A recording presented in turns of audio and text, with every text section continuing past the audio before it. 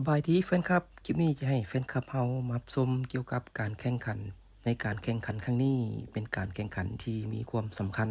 และมีความหมายที่ดีเพื่อต้อนรับการเฉลิมฉลองอุทยานแห่งชาติหินน้ำนอที่ได้เป็นมรดกโลกทางด้านธรรมชาติและเป็นแห่งทำอิฐของสปป.ลาวการแข่งขันครั้งนี้แม่นคณะสินำคันแข่งขมวนได้ให้การสนับสนุนและให้ความสำคัญต่อกับการแข่งขันครั้งนี้ซั่นการแข่งขันในครั้งนี้ก็จะมีอยู่2รุ่นที่1แม่นรุ่นอายุ20ปีขึ้นไปมี35คนระยะทางแม่น25กิโลเมตรและรุ่นที่2แม่น60ปีขึ้นไปมี11คน8กิโลเมตรปั่นไปด้วยความปลอดภัยและมีความสะดวกสบายเนื่องจากว่าการแข่งขันครั้งนี้แม่นคณะสินำคันแข่งขมวนได้เอาใจใส่และเป็นห่วงเป็นใยต่อกับความปลอดภัยจึงมีเจ้าหน้าที่จราจรเปิดทางและอำนวยความสะดวกพร้อมด้วยทีมงานสโมสรลูกสีโคตรก็ได้เข้ามามีส่วนร่วมในการจัดตั้งปฏิบัติเพื่ออำนวยความสะดวกและรักษาความปลอดภัยไปพร้อมๆกันฉะนั้นการแข่งขันครั้งนี้ก็มีบรรยากาศเป็นการแข่งขันเพื่อพัฒนาตนเองและเพื่อไปแข่งทั่วประเทศหรือว่าอยู่ต่างประเทศในอนาคตอันใกล้ๆนี้ซั่นการจัดกิจกรรมการแข่งขันครั้งนี้ก็เป็นครั้งที่2ที่ได้จัดขึ้นถือว่าเป็นการแข่งขันครั้งทำอิฐกับครั้งที่2ก็มีความแตกต่างกันหลายเนื่องจากว่านักปั่นของสาวหนุ่มและอาวุโสก็ได้มีการพัฒนาและก็มีการอย่างดีฉะนั้นการปั่นครั้งนี้ก็เป็นกิจกรรมดีๆนึงเพื่อให้นักปั่นของสาวหนุ่มเยาวชนหันมาเล่นกีฬาและฝึกเพื่อเป็นกีฬาในการเข้าแข่งขันอยู่ทั่วประเทศหรือว่าอยู่ในต่างประเทศถือว่านี่ก็เป็นกิจกรรมดีๆนึงที่ทางแข่งขมวนได้จัดขึ้นเป็นครั้งที่2 Cycle race is very important that supported from Khammon provincial leaders to support and provide this activity is very important events and also to celebration in Hin Nam No National Protected Park that become for World Heritage by UNESCO. So it's very important for inspire young people, cyclists to attend race and also for elder people try to involve for race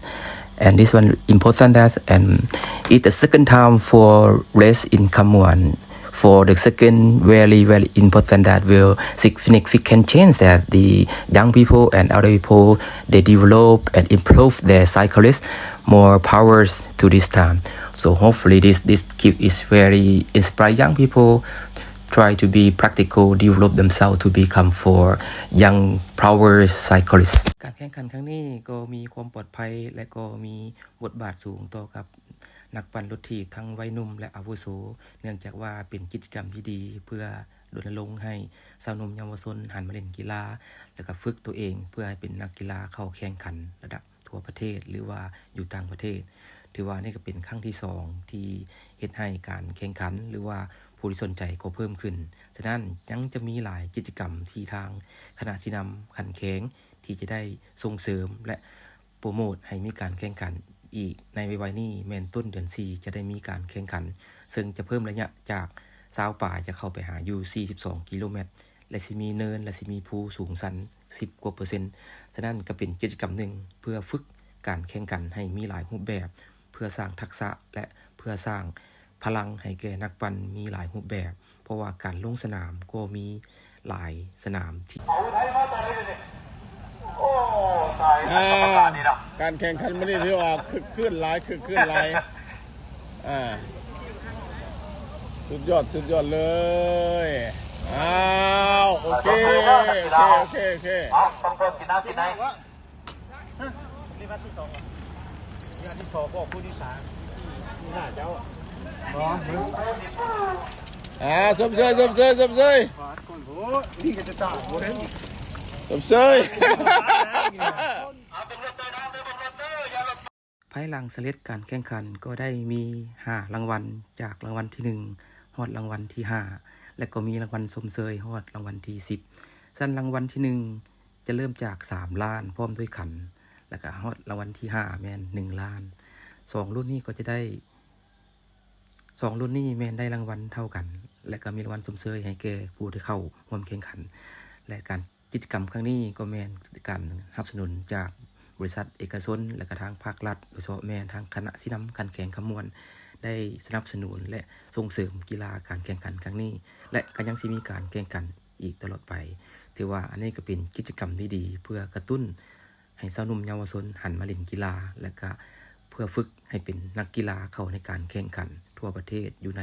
ประเทศลาวและก็อยู่ต่างประเทศขอขอบใจหลายแฟนคลับที่รับชมคลิปจนจบหวังว่าคลิปนี้ก็สิเป็นคลิปหนึ่งเพื่อ